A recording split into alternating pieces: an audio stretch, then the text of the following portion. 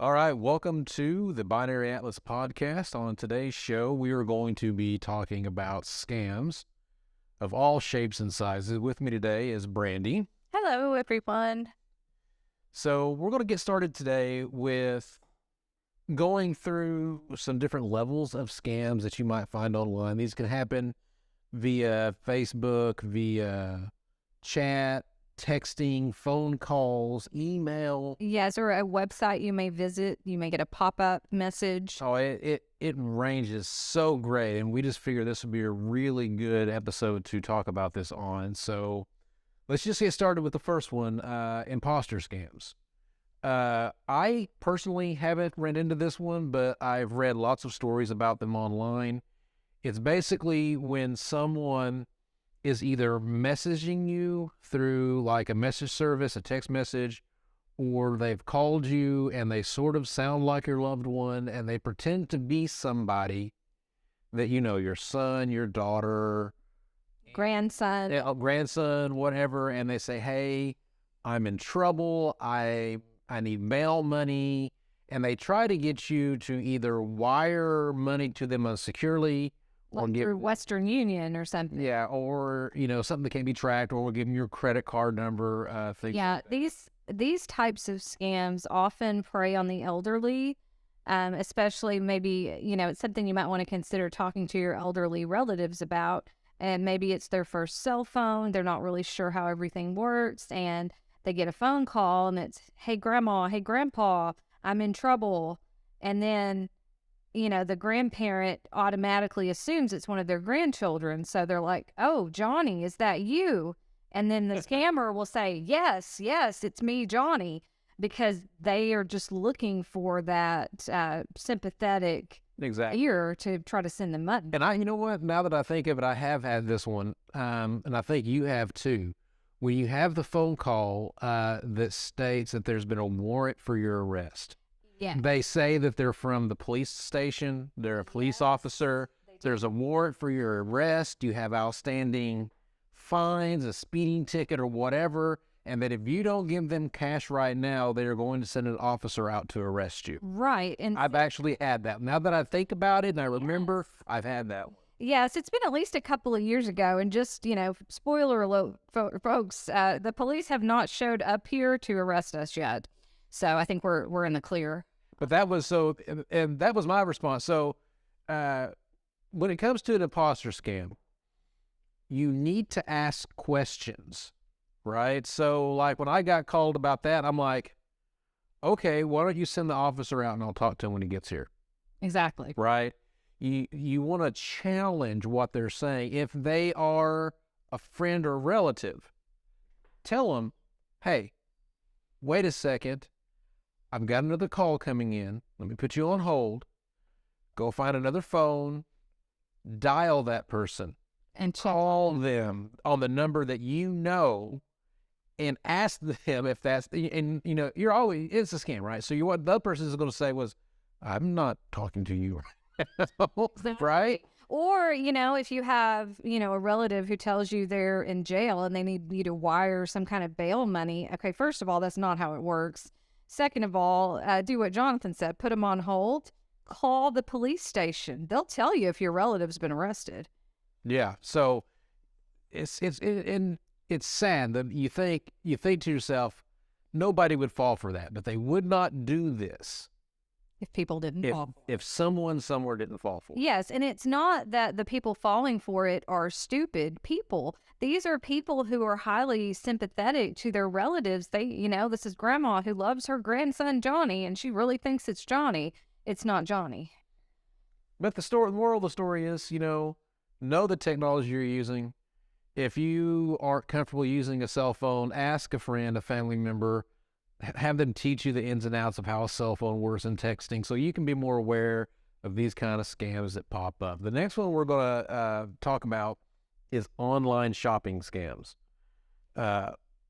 This is another one I don't think I've ran into. I think maybe Brandy probably has. Basically, their websites or ads that offer products or services at very low prices or free trials. Yes. Right? They may ask for your credit card information and then charge you hidden fees. They may send you counterfeit goods. or they may deliver nothing at all. You may have ordered something and then you get a box in the mail that's empty. Yes. Or, they may offer you free products in exchange for a 5-star review. They don't necessarily want an honest product review. So if you're not, You do a lot of product reviews. well, I do. I'm actually a member of Amazon Vine. It's an invite-only service that is offered to certain people who do a lot of reviews on Amazon. And the reason I was invited to the program was because I am a heavy, heavy reader. Jonathan can attest to that. And I do a lot of book reviews. And so Amazon noticed that I was consistently posting book reviews. They invited me to be part of Amazon Vine. So everything I get is legitimate through Amazon, and I am told to leave an honest review. So sometimes it is a 5-star, but sometimes it's a 1-star, and I'm supposed to be honest about it. But you may get contacted through Facebook Messenger, or Instagram is a big one, where they will say, hey, I've got these awesome products. I want to send them to you for free, or I want you to buy the product and then I will give you an Amazon gift card. They want your review to show up as an actual verified purchase. So they're saying, oh, well, we need you to buy this product, and then we will send you an Amazon gift card in the amount of your purchase so that it's free. But then you've given the review, you've gotten your product, and then you don't hear from them again. See, when I was a streamer for a long time, I would get that on Instagram. I would get messages from people I've never heard of saying that they're a brand ambassador and they wanted me to sponsor. They wanted to sponsor my stream with their product, right? Yes. But what it ended up being is they didn't want to give me products to give away. They didn't want to do that. What they wanted to do is give me a discount to buy their stuff to show it on stream. That's not a sponsorship. That's a scam. One of the scams that goes right along with the shopping, I think, because you're on websites and stuff, is things that happen via email. Yes, right? Definitely. So another one that we really wanted to cover today was lottery and sweepstakes scams. So this is the kind of stuff where you get an email saying that you have won a large sum of money, or someone has died and left you a certain sum of money, or any other kind of something has happened, but you net profit off of it. And then they tell you, but in order to get you your money, we have to file a lot of paperwork, so we need you to pay a processing fee. Yes, or they'll say that you have to pay the taxes, like an inheritance tax. Yes. Like you've won $20,000 and all you have to do is pay $200 or $2,000. And they'll want you to put it on something like a Western Union, something that's not very traceable, or they'll want you to send them a prepaid Visa or MasterCard debit card, which they will then instantly drain. Yep. And Or, they'll even want your credit card number, because what they'll do is they'll charge your credit card. They'll go buy physical goods with it, right? So yes, you're protected. The credit card company helps protect you, but they've already gotten their money out. Because the credit card company can't repossess the physical good. That's right. Then they'll turn around and sell that for cash somewhere, right? So that's just, it would be nice if there would be nice and awesome things that happen to you, but it does not happen through email. No. If you win something, it's because you went and bought a lottery ticket or you entered a contest, not because some random person emailed you out of the blue that you won something. Exactly. It doesn't work. If it's some type of inheritance or something that's legitimate, you're going to get a phone call from a lawyer's office asking you to come to their office. You're going to get a certified letter through the U.S. Postal Service or a certified letter through a parcel service such as FedEx or UPS with a tracking number. Because there's going to be lawyers involved. Oh, absolutely. There will definitely real be people that real lawyers involved. So don't expect to win the lottery via email. It's not going to happen. Next one we want to talk about is called charity scams.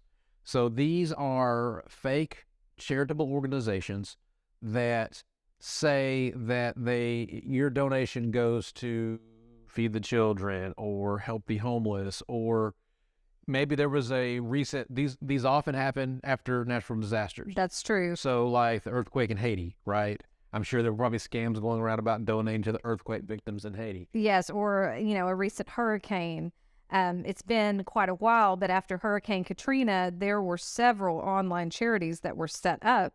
But if you didn't know that it was legitimate, like, you're donating through the American Red Cross, something that you've heard of before, you need to really check on that stuff before you donate money All right. that way. In fact, here's the best thing, in my opinion, that you can do. My wife and I, we donate to charities a lot, right, and charitable organizations. Make sure it's a legit organization. If there has been a natural disaster, check with your local Red Cross. Right? Exactly. The Red Cross is a global organization. They do stuff all over the world. If there is something going on, more than likely they are helping out somewhere, and you can donate to them, right? Yes, and if it's another type of charity, they should be able to provide you with a federal tax ID number for your donation. If they act like that's not important or that they don't know what that is, they are not legitimate.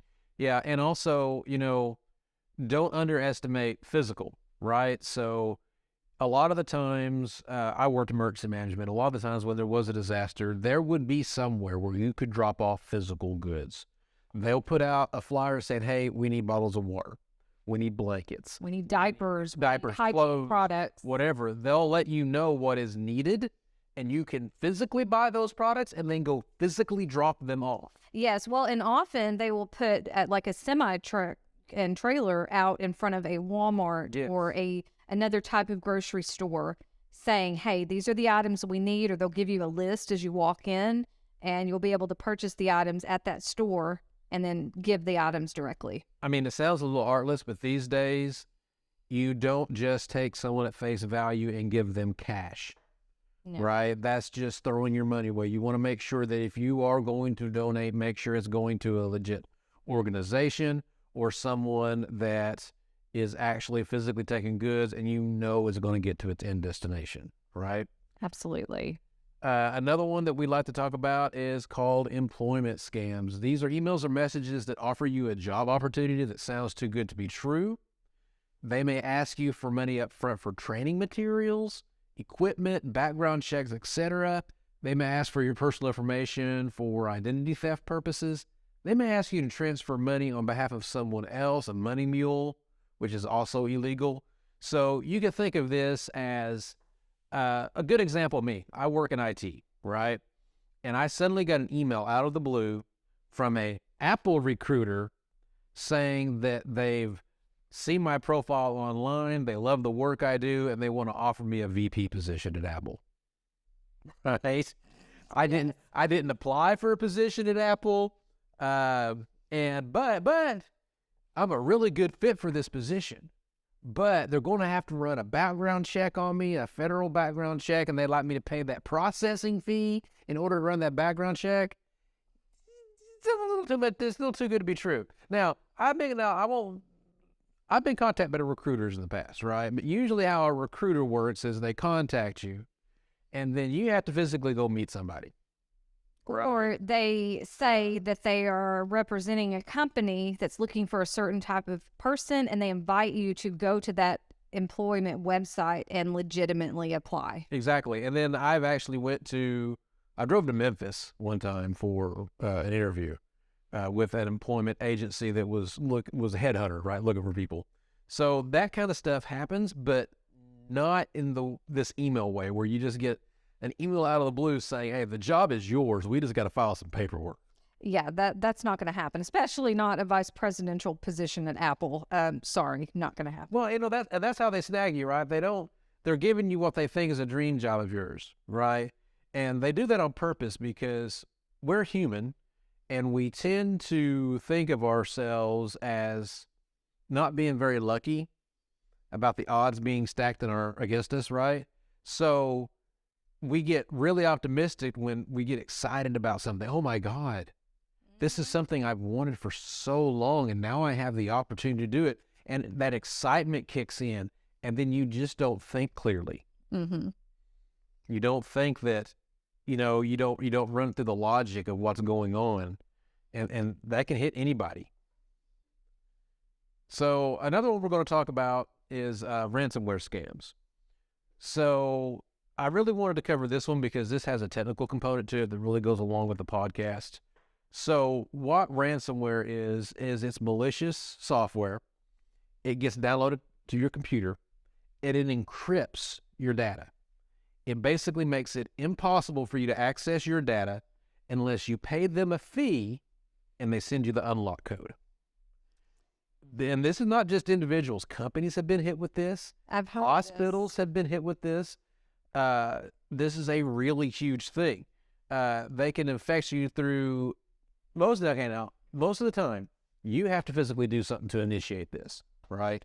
So is it that they maybe send somebody an email with a link to click or some file to download? Is that how this happens? Exactly. That's exactly how this happens. Basically, they're trying to get you to let them in. They're like the vampire at the door, right? If you don't Right. invite them in, they can come in and bite your neck. Yeah, you don't invite them in, they can't do nothing. So what they do is they send you links or try to get you to click on something or download a piece of software, and then once it's in your system, you're done. You're locked out. It sounds a lot like a computer virus. Is that very similar? It's very similar.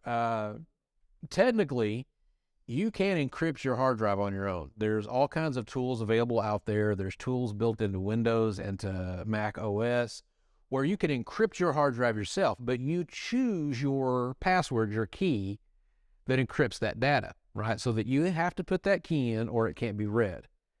They're just kind of reversing that on you. They're encrypting it, but you don't get to know the key, right? So they're creating an encryption and their own password, and then you have to pay them money for them to give you the password. Exactly. Now, can you break into it on? Sure. There's decryption algorithms and things you can run, but it is a arduous and horribly long process that may or may not work.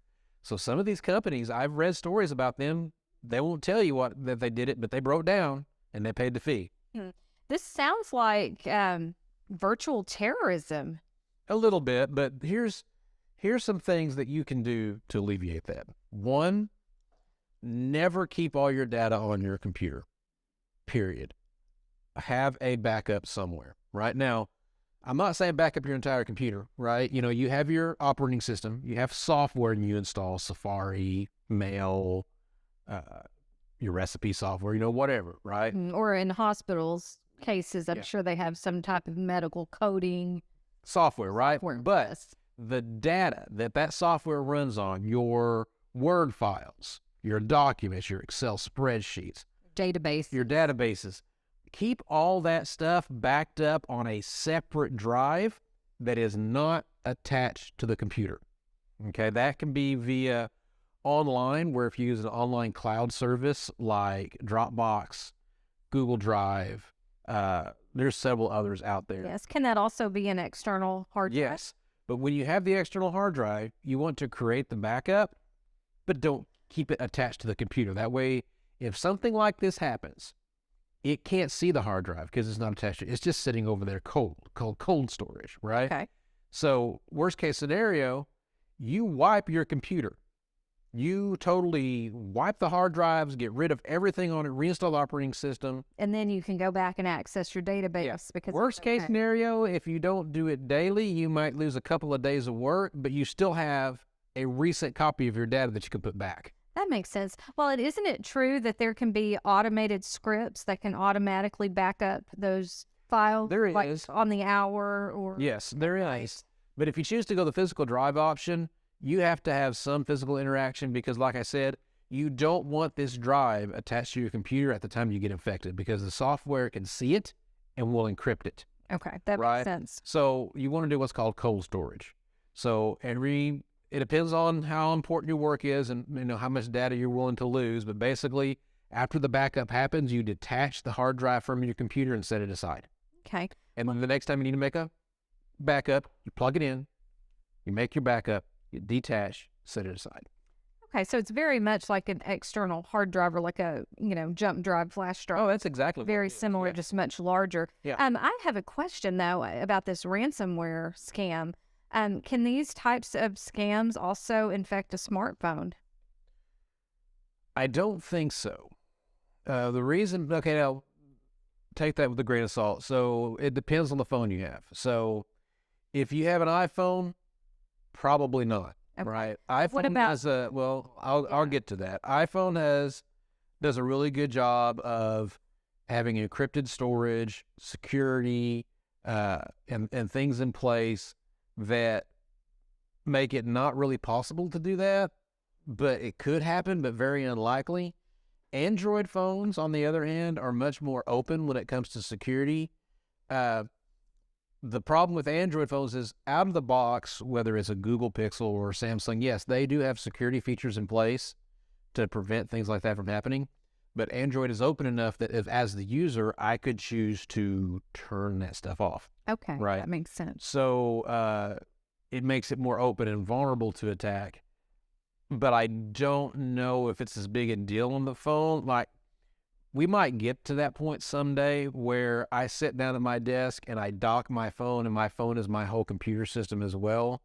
But most people, their phone is just their phone device. They're not going to store and work with documents and things on it That makes because sense. it's too small a device to really type a document. Okay. Well, and that made me think of something too. You mentioned Apple and their security.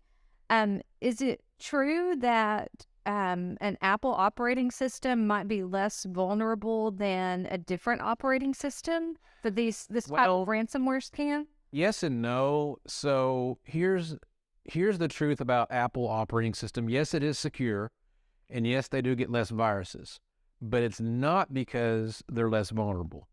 It's because there's less of them. Okay. If I'm a bad guy and I want to write a piece of software to steal someone's data, I'm going to write it for the computer system that the majority of people have. That way I have the highest chance of reaping the benefits from stealing that data, right? That makes sense. And Apples are great. I love Apple computers, but they are not the dominant computer globally. It is still Windows, right? So most people make viruses for Windows. That does not mean that a virus can't be made for a Mac and that some don't exist. They're just not targeted as much. Now, as Apple's market share grows over the future, who knows, that might become an issue. But yeah, right now I would say probably not, but not because it's not vulnerable, if that makes sense. Well, and you mentioned Windows. What about other operating systems? I've heard of something called Linux. Yeah, so Is Linux, is that correct? Is that yeah, one? Is that a again, that's one that's not very targeted because Linux is kind of a niche. okay? Operating Is that system. something that more like programmers would? Yeah, Okay. I've used it in the past. It's a operating system that is not very user friendly, highly configurable. You do a lot of things in terminal using code and things like that. So, So that's not your average, no. Your person who gets a computer and wants to look up things on the internet. That's No. not what your average person. You could do it. You could do it, but it has Firefox on it and stuff like that, just like any other operating system. But your majority of people are going to be number one Windows, number two Mac, Linux or a flavor of Linux might be 3 or 4 on that list. Probably 3 because I don't think I know of another major desktop operating system. But yeah, I really wouldn't consider that a huge a huge threat. threat.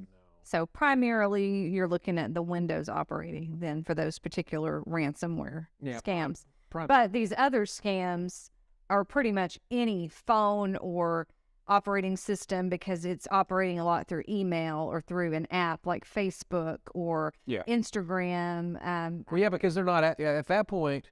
They're using your device to communicate with you, but they're not trying to get information off your device. They're trying to get you to give them. Yes, to tell them information. And a lot of some of these scams too, there'll be a certain page on Facebook that will tell you that you have won something. So this is kind of a little bit similar to the lottery and sweepstakes scams, but it will be something on Facebook. It'll say, oh, the 5th comment will win a new Toyota Tundra or something crazy. And you'll see that their profile picture has changed 5 times over the last 5 days. And they'll say, oh, congratulations, you're the winner. Please fill out this form. They want your information. And then, of course, there's going to be that processing fee to get you your prize. Exactly. And so they get all this money off of people. And then there'll be other pages that will ask you to share information. They'll be like, oh, my mother's maiden name was Smith or Brown or Green or whatever. What was your mother's maiden name? And they have all these people replying. And think about what those credit card security questions are.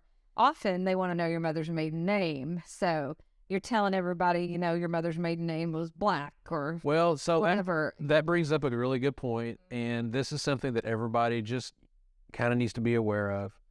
We live in the digital age, and we have been in this age for a little while now, right? For at least a decade, maybe 20 years. So they don't need to do much work to know things about you because Exactly. you put it out there yourself when you're making Facebook posts, Twitter posts, posting pictures.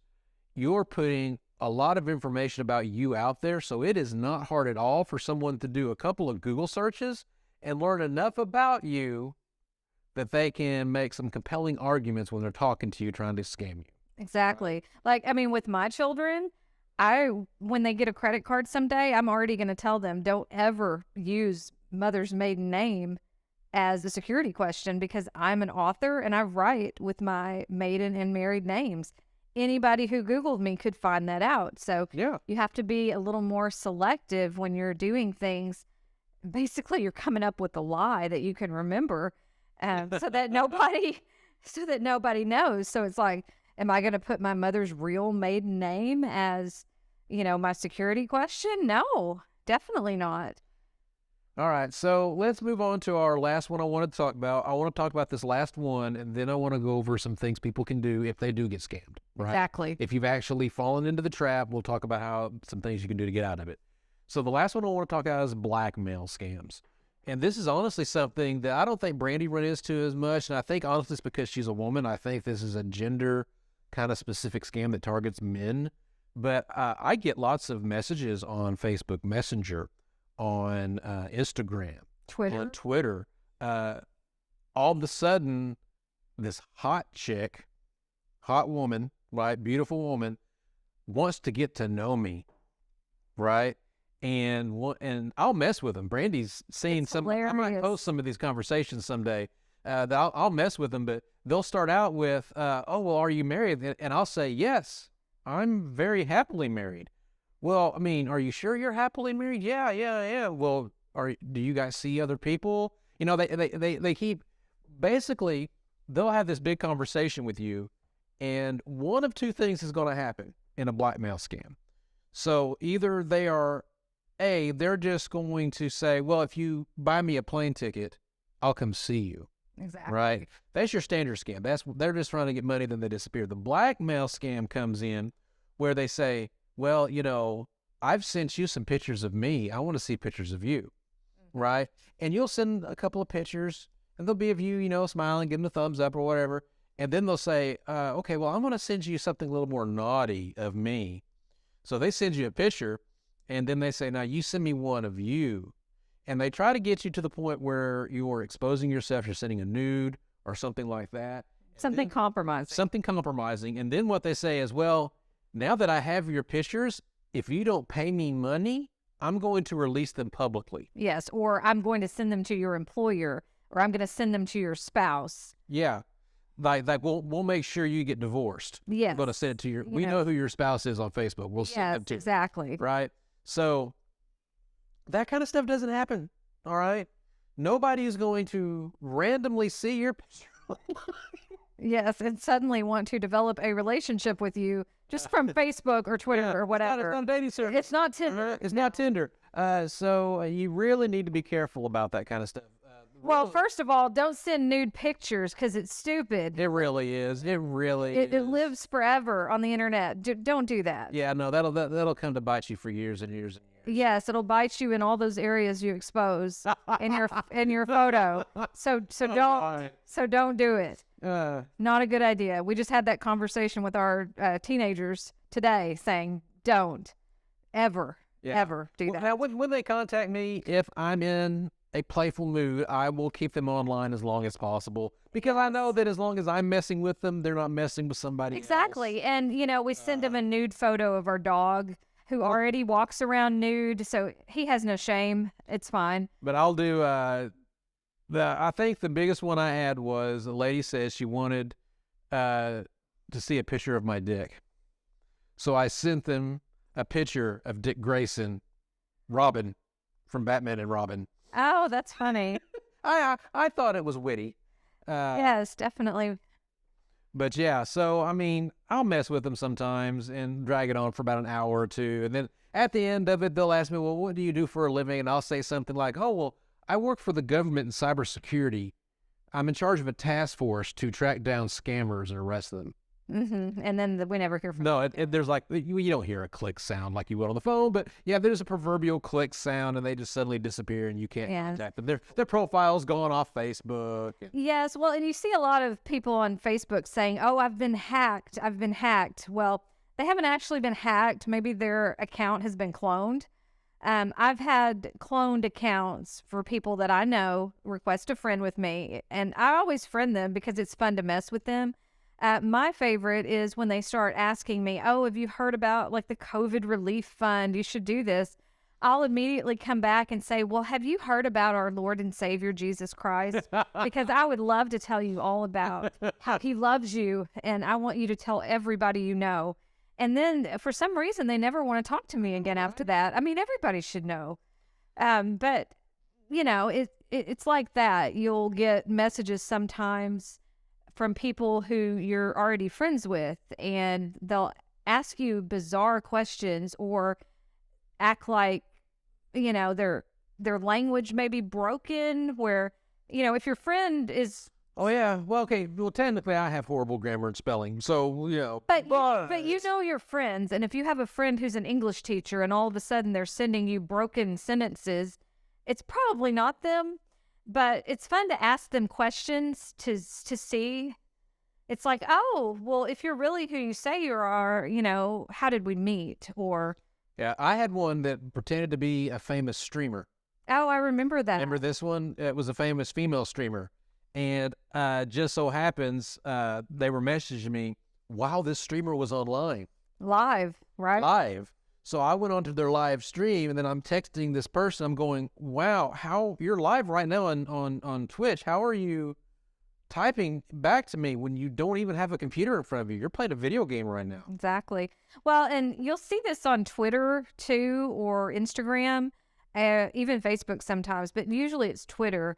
Someone makes an account trying to impersonate a celebrity, and they'll like message people, vulnerable people, and say, oh, I'm so-and-so, and I need you to send me money or something. Okay, you know, Chris Pratt is not going to message you on Twitter and ask you for money. He's got enough money. Yeah. All right. But I mean, so what should we do? Let's say that we made a mistake and we've been scammed.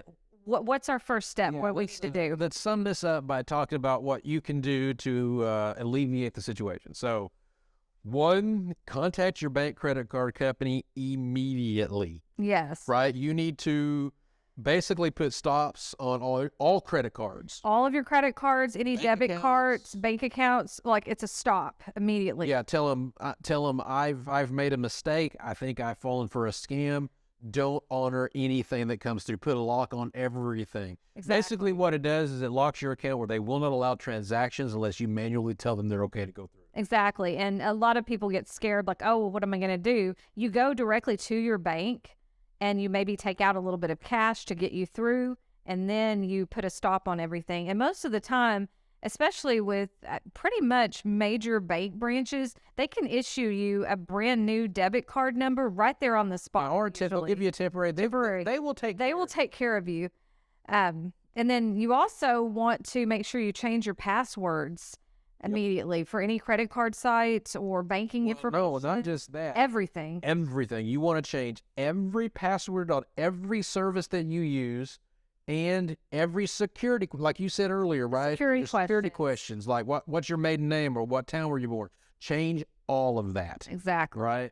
And yes, we realize what we're telling you is a big pain in the butt, but this is what it's not as big of a pain in the butt as having all your money stolen. That's true. Now, if you got a computer device, phone, tablet, computer, you want to scan your device for malware and viruses using reputable software, right? I'm not going to go in on this podcast on what is or is not good virus scanning software. We'll talk about that in a future podcast. That could be a future podcast. But on the extreme case, if you want to make sure that there is nothing left on your system, then you've got to wipe your hard drives. Yes. And you'll need to take it to a computer professional to have this done. Yes, if you're not already a computer professional. Yeah, if you're not, let them know what's happened and that you need your computer wiped, and they can help you reinstall the operating system and all that kind of stuff. Yes, well, and after doing all that, do you also need to notify the authorities? Yes, so it depends, but you need the FBI has a website, tips.fbi.gov. You can go there to let them know what's happened. There's an internet crime complaint center at ic3.gov. All of this stuff's going to be in our show notes if you guys want to. Yes, well, and I feel like you could also probably file a report with your local police department just to get things started. Yes. Especially like in the case of like maybe identity theft, if you think your credit card number's been compromised. Yeah, and they'll also help you get to these websites. Yes, they will. The Federal Trade Commission has a place where you can report fraud, reportfraud.ftc.gov. And then the National Center for Disaster Fraud. Remember we talked about how there could be scams. Things like that. You know, there was an earthquake in Haiti and someone took a bunch of money for you. And so you need to call them back. I'm not going to say it on here. It's in the show notes, but they've got a phone number that if it's related to a disaster, COVID-19, you know, anything like that you think. Natural disaster. Something you think you got scammed, they can help you. Yes. Well, and if you feel like your credit card information has been scammed as well, I think contacting the credit reporting bureaus would be a good idea as well. Yes. In addition to contacting the FBI and these other places. But see, your credit card company, they're going to be extremely helpful. They understand these things happen. They've been through them before. They know what to do. They will help you. Your bank will help you. Yes. Right? They'll know what to do. Your local authorities will help you. Yes, right? they will help you. The worst thing you can do is be silent. Always go to the authorities and get help. And do it quickly, too. Don't wait for 8 a.m. the next morning. Most banks, major credit cards, they will have a number that you can call, and you can do it automated over the phone, or you can report it online, and they can immediately stop your cards from being used. Yeah. You don't have to wait till the next day to make a phone call. You can do that online. All right, guys, that's all we had for this weekend. We appreciate everyone who is listening. This is Binary Atlas Podcast. This is Jonathan and Brandy. Remember that you can get a hold of us at binaryatlas.com, where we have a website where you'll be able to go to see the show notes. If you would like to place a comment on whatever platform you're listening on right now, or if you would like to place a comment on the show notes on our website, we read those and we'll respond as quick as we can. Also, don't forget to go to our YouTube channel, binaryatlas.com, where there's lots of videos about technology and different things on there. And we hope to see you guys next week. Sounds good. Bye.